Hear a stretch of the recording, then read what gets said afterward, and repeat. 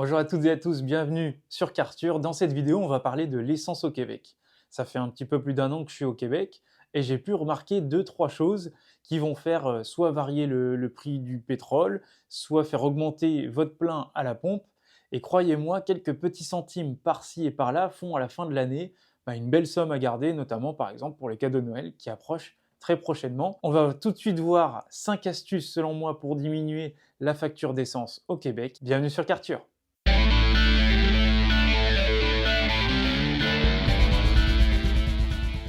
Avant toute chose, pour m'encourager à continuer à produire un maximum de contenu, je vous invite à vous abonner à la chaîne, à liker et surtout à commenter, à me donner vos avis et vos témoignages parce que ça m'aide beaucoup à avancer justement dans toutes ces recherches en termes d'automobile au Québec. Ma toute première astuce, elle va être assez générale et assez sous-estimée puisqu'il s'agit de l'entretien de votre voiture. L'entretien de la voiture, c'est quelque chose qui va être clé puisqu'il peut varier de 3 à 5%, notamment si vous avez vos pneus qui vont être sous-gonflés. Vous allez par exemple également devoir changer régulièrement votre huile et faire votre changement d'huile puisque celui-ci va fluidifier votre moteur qui va notamment mieux consommer et c'est la raison pour laquelle s'il va mieux consommer, vous allez pouvoir plus rouler et donc consommer beaucoup moins d'essence. Pensez à faire régulièrement vos changements d'huile, à vérifier la pression des pneus et à aller chez le mécanicien si c'est nécessaire, puisque une voiture bien entretenue peut vous faire économiser, je le répète, de 3 à 5% de consommation sur votre véhicule. Alors avoir une voiture bien entretenue, c'est bien, mais l'astuce numéro 2, ça va être lié à votre conduite. En effet, votre conduite a un impact colossal sur la consommation de votre voiture. Vous devez notamment savoir que si vous roulez à 100 km/h au lieu de 120 km/h, ça peut vous faire économiser pas mal d'essence. Alors je ne vous demande pas de rouler sans arrêt en dessous des limites de vitesse, mais plutôt je vous demande de rouler afin d'anticiper un freinage, afin d'anticiper une accélération et ainsi de suite, parce que toute cette anticipation peut vous faire économiser encore une fois énormément de carburant. Au plus vous allez consommer de matière zen, au plus votre réservoir va être en meilleur état. Et c'est la raison pour laquelle également moi je vais vous encourager à éviter tout ce qui est un petit peu parasite dans la voiture. Notamment surconsommer quand il s'agit de sièges chauffants, quand il s'agit de radio. Ça ne sert à rien de garder la radio allumée si vous ne l'écoutez pas. Ce sont des tout petits détails qui, encore une fois, vont vous faire économiser des quelques petits pourcentages de consommation qui, à la fin, vont avoir un impact assez colossal sur votre consommation d'essence. Je fais une toute petite aparté concernant les boîtes de vitesse automatiques et les boîtes de vitesse manuel. Lorsque c'est automatique, vous n'avez pas réellement d'influence sur celle-ci. En revanche, quand c'est sur manuel, passez les rapports, on va dire, lorsque l'aiguille des tours minutes est assez basse. Si vous passez les vitesses lorsque l'aiguille est tout en haut, généralement c'est pas bon, ça va faire monter la voiture en régime, ce qui va vous faire beaucoup plus consommer.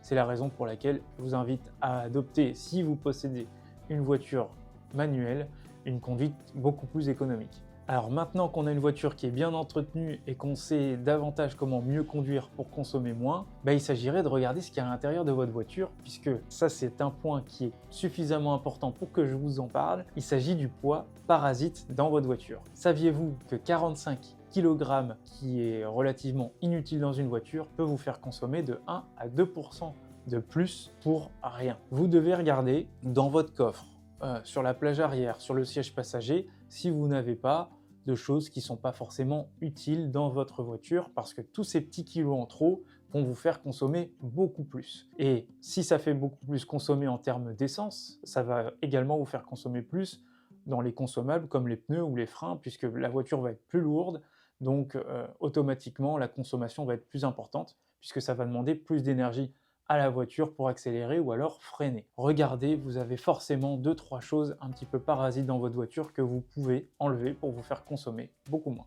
Et bien évidemment, là je parle des choses qui sont à l'intérieur de la voiture, mais ça vaut aussi pour les choses qui sont à l'extérieur de la voiture. Si vous avez par exemple un coffre de toit, enlevez-le tout de suite. Un coffre de toit, certes il y a le poids, mais il y a surtout l'aspect aérodynamique à enlever. Plus une voiture va être moins aérodynamique, plus elle va être consommée beaucoup plus. Et un coffre de toit, c'est un petit peu catastrophique parce que justement, c'est généralement pas du tout aérodynamique. Vous laissez 2-3 choses dedans, c'est à enlever de toute urgence. Et avant de rentrer dans le vif du sujet concernant le Québec, puisque les 3 points que j'ai cités sont généralement très général, je me répète, mais c'est très général. Dans toute la planète, ça va être la même chose, mais là, on va rentrer dans le vif du sujet pour le Québec. J'ai réalisé une vidéo qui va condenser les 10 étapes essentielles avant d'acheter votre première voiture. Pour ceux que ça intéresse, je vous mets le lien dans la description. On va rentrer tout de suite dans le 4e point qui va être l'utilisation d'applications concernant les stations-service au Québec. Je vais tout de suite les citer. Vous allez avoir GasBuddy et vous allez avoir également Essence Montréal. Alors, Essence Montréal, c'est selon moi pas très précis, puisque vous allez avoir la moyenne du prix au litre du gaz au Québec, de l'essence au Québec. En revanche, GasBuddy, c'est un petit peu plus précis. Alors c'est une application que moi je n'utilise pas et je vais vous dire pourquoi à la fin de la vidéo et je vais vous donner mon astuce personnelle à la fin de la vidéo. Mais GasBuddy, vous allez avoir sur la carte toutes les stations-service plus ou moins proches de chez vous avec les tarifs. À Montréal, il y en a absolument partout et on peut regarder, alors j'ai regardé moi-même, que sur une plage, on va dire de 20 km d'écart, vous allez pouvoir avoir des écarts qui sont énormes. J'ai pu voir tout à l'heure, par exemple, 1,44 et 1,62 des stations-service qui sont à moins de 5 km l'une de l'autre. Donc c'est une différence qui peut être énorme. D'autant plus qu'au Québec, je me répète, vous allez avoir principalement des voitures qui vont consommer un peu plus, américaines. J'ai pu faire certaines vidéos, par exemple, avec des pick-up. Le réservoir plein d'un pick-up, on est aux alentours des 250 $. Vous pouvez vous imaginer ce que ces 15 cents le litre font comme écart sur 250 $ de plein d'essence. La 5e astuce, ça va être de faire le plein au moment opportun. Pourquoi? Parce qu'au Québec, tout d'abord, les prix de l'essence fluctuent énormément. Alors, c'est pas une question de marque, c'est pas une question de station-service, mais les prix fluctuent en fonction également du moment de la semaine. C'est-à-dire que si vous allez faire votre plein généralement le vendredi soir ou alors pendant les week-ends, eh ben vous allez payer beaucoup plus cher votre plein. Et oui, ils sont pas fous, ils vont augmenter les tarifs puisque c'est généralement lorsque vous allez partir en week-end que vous allez mettre le plein dans votre voiture et rouler plusieurs dizaines voire centaines de kilomètres. Je vous conseille de réaliser votre plein d'essence généralement le mardi ou alors le mercredi, qui est la période un petit peu creuse dans la semaine pour économiser ces quelques centimes. Et maintenant, on va arriver à la toute dernière astuce, que celle que moi j'utilise à l'heure actuelle, qui est, selon moi, la plus économique au Québec. Qu'est-ce que je fais de mon côté pour consommer moins? Je vais utiliser les 3, 4, 5 premières astuces que j'ai citées, mais il y a une société au Québec qui fait payer le prix de l'essence presque à prix coûtant. Il s'agit de Costco. Costco, c'est une sorte de grand entrepôt sur lequel vous allez généralement acheter en gros. Pour pouvoir accéder à cet entrepôt, vous allez devoir avoir une carte de membre qui va être valable pendant une période d'1 an.